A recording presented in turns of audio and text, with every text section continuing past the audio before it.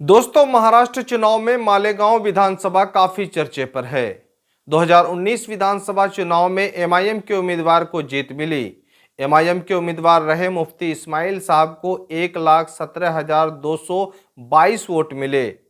उसके बाद कांग्रेस के उम्मीदवार शेख रशीद साहब को 78,723 वोट मिले, यानी 38,519 वोट से एमआईएम के उम्मीदवार मुफ्ती इस्माइल साहब आसानी से चुनाव जीते।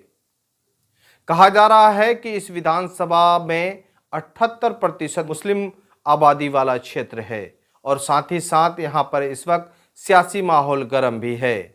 चूंकि ये जनता पार्टी का गढ़ बताया जा रहा है और जनता पार्टी के लगभग 5 बार विधायक रह चुके हैं। उसके बाद मुफ्ती इस्माइल साहब 2019 में एमआईएम से चुनाव लड़े तो जीते। वही मुफ्ती इस्माइल साहब 2009 में भी इस विधानसभा से विधायक बने थे। उस वक्त जन स्वराज शक्ति पार्टी से बने थे, यानी मुफ्ती इस्माइल साहब दोबारा यहां पर चुनाव लड़ चुके हैं। इस बार तीसरी बार है। हालांकि 2 बार विधायक रह चुके हैं, 2019 में और 2019 से पहले 2009 में।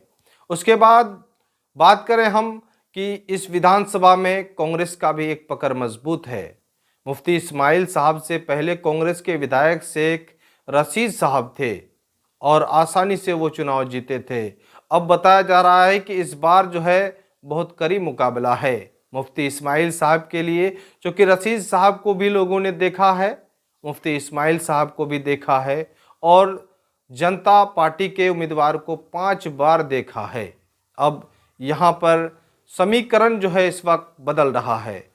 कहीं ना कहीं असदुद्दीन ओवैसी साहब इस विधानसभा सीट पर पूरी ताकत झोंक दिए हैं, क्योंकि इस्माइल साहब पहले भी विधायक रह चुके हैं। उनका एक गढ़ है 2009 में और 2019 में, और इस्माइल साहब की मौजूदगी में इस बार सियासी माहौल गर्म हो चुका है, क्योंकि अब जो है कुछ असदुद्दीन ओवैसी साहब का लगातार प्रोग्राम हो रहा है और इस्माइल साहब का मानना है कि उन्होंने एमआईएम में रह के बहुत काम किया है। उन्होंने कहा है कि यहाँ पर पानी बिजली वगैरह के लिए हमने काफ़ी विकास किया है, लेकिन अब जो है माहौल और धीरे धीरे गर्म हो रहा है, क्योंकि असदुद्दीन ओवैसी साहब का चुनावी सभा को लेकर लोग बेसब्री से इंतज़ार कर रहे थे।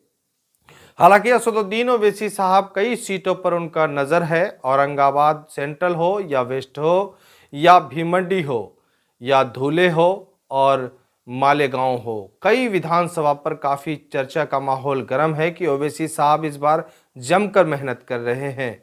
लेकिन इस विधानसभा में उन्होंने पूरी ताकत झोंकी है, चूँकि 78% मुस्लिम आबादी वाला विधानसभा क्षेत्र है और लगातार जो है ये विधानसभा सुर्खियों में रहता है।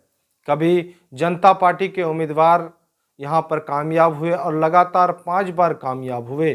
फिर लोगों ने एक बदलाव किया था, मुफ्ती इस्माइल साहब जन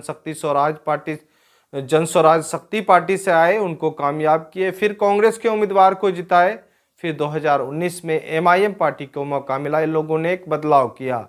अब देखना यह है कि इस बार किस तरह का समीकरण है, लेकिन ओवैसी साहब पूरी ताकत झोंक दिए हैं। लगातार चुनाव प्रचार उनका जारी है। बहरहाल लगातार अपडेट में बने रहने के लिए हमारे द मैसेज न्यूज़ में आप देख रहे हैं तो चैनल को सब्सक्राइब कर लें, या फेसबुक में हमें देख रहे हैं